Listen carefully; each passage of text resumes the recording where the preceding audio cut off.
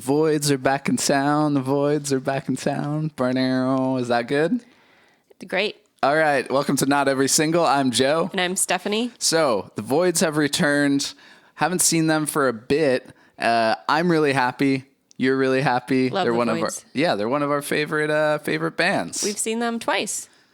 That's right. We've seen them 2 times. Yeah, always a great show. And although the Strokes are like a big band for me, the Voidz kind of scratch that itch of like just bringing the weirdness a little bit more. When you have a song called Nintendo Blood, you kind of know what you're getting into. One of my personal faves. Yeah, it's a great song. From a record that, spoiler alert, will absolutely make an appearance when we eventually do our top 10 videos of all time, or top 10 albums of all time video. Yes. You know what I mean? Yeah.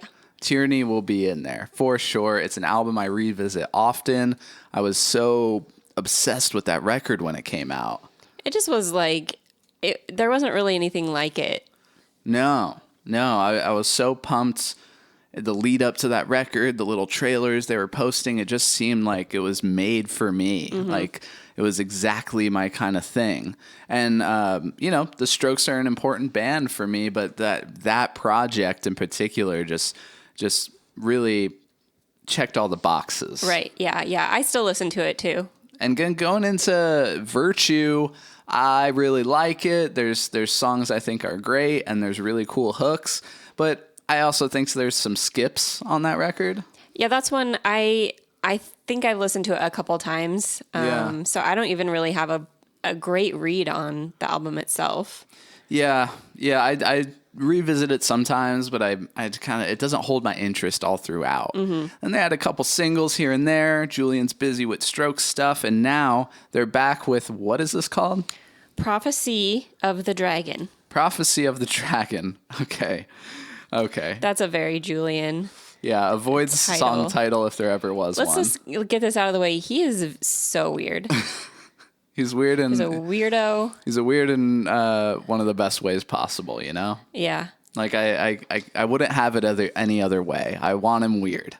Yeah, because that's what makes this, particularly the Voidz stuff, so memorable and cool. It's interesting thinking about, the rocky times and the Strokes leading to him forming the Voidz.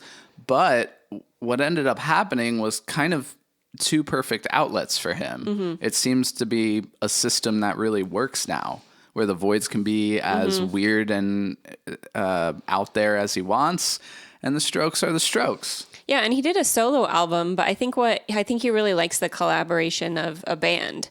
So it's like, okay, I do a solo album, I can do everything myself, but then I'm missing that sort of magic of being in a band. Yeah, and the musicians he brought on are a really talented bunch, really eclectic bunch.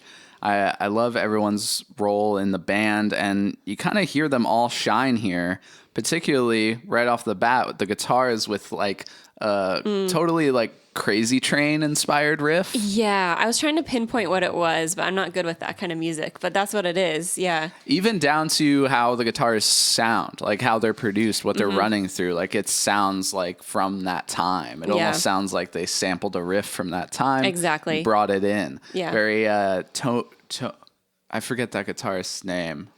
People are going to be mad at me. Tony Iommi, I think.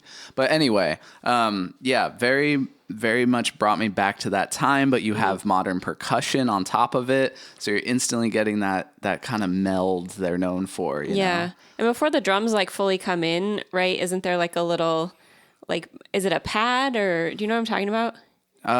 In the beginning, there's like a little, like, oh, like a little drone note going on? Yeah, there's like something that sort of pans. Yeah, that's cool. They always got cool stuff going on. Little like, ooh, what's this going on in my left ear? Mm-hmm. Stuff like that.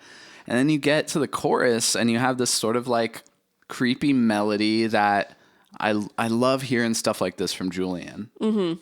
Yeah, I think this is really a really typical Julian kind of performance, a really typical Julian kind of melody.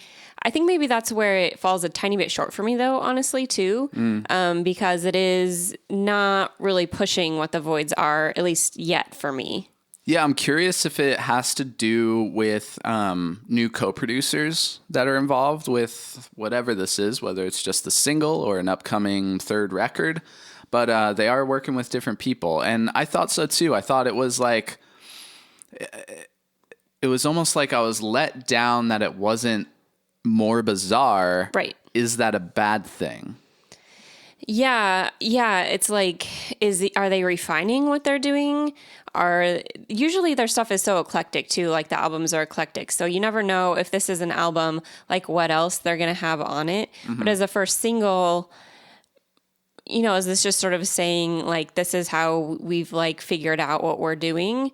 Or is it like a little bit of a red herring and there's going to be a lot of like crazier stuff? It's happened before. Look at like the first thing we heard from Virtue was actually Leave It in My Dreams. They played it on some late night show and people are like, well, that sounds like a Strokes song. What's going on? And then the second single is Curious and you're like, gotcha. Okay, I'm on board. I don't think there's really a lot of strategy with their releases. Yeah, it kind of seems like just like what feels right for them. Yeah. Throw it out there. I do know on their Instagram, he's like adopted this persona of like a marketing person doing weird. So I have a feeling it's going to be an album. Maybe some of you have some intel. I wonder how many Instagram accounts exist in the world, because I want to say this. It's my favorite Instagram account. You mean Julian's? Julian's, yeah. It's like he's always deleting stuff too, and changing his bio. So if you go to the subreddit, people will screenshot it and be like, "New bio." It's always something weird. Okay, back to the song. I know this video is a little scattered so far. It's because we've never talked about the Voidz on this channel, and feels like we're very excited to do so. Yeah, and I don't hear like a lot of people talking about them as much as the Strokes. I know they're, it's a side project. When we went and saw them, there's just as many young girls going to see Voidz as there are Strokes. They seem to have this like strange appeal for like teenage girls, which is awesome. But with like, especially with Tyranny, I was like, they're listening to this? It was very bizarre to experience. The first time we saw them on tour for Tyranny, we, waited and got up to the front on the barricade. Smallish venue in Seattle. Yeah. And I look around and I realize not only am I the only male, but I might be like in the top 3 oldest people up here. And you were what, like 20 something? It's like 24 or something. There was this girl next to us. It was her 16th birthday. Yeah. So, I mean, that's really cool because, it's kind of like when I had Gorillaz self-titled when I was 12. It's exposing you to all this different kind of music because the album itself is this like vomit of like all this different kind of stuff, and then you branch out from there. So I think that's a really cool thing. I was happy to see that, even though it was a bizarre experience. I want to get into the vocal chops you hear. Okay. In I guess it's the bridge, but yeah, he's been experimenting with his voice more and more through like vocoder, auto-tune, especially at like live Voidz shows, doing parts with like pitch shift pedals and stuff on his voice, and to hear that sort of like chopped up into and resampled into a cool melody was kind of my favorite part of the song. Yeah, if he's going to be bringing that into an album again, if it's an album, that there's a lot of potential for amazing melodies in there. I can't wait. Can carry on that Daft Punk sound. Yeah. We didn't talk about that Daft Punk song, but like that came out as well. I'm confused as to why it's credited to the Voidz. It seems like it was just Julian who did it. It seems like it. Yeah. Someone fill me in. Someone probably knows more than us about why exactly that's credited to the Voidz. I couldn't really find a clear answer on that. I know Daft Punk isn't one for clear answers, but maybe someone out there knows.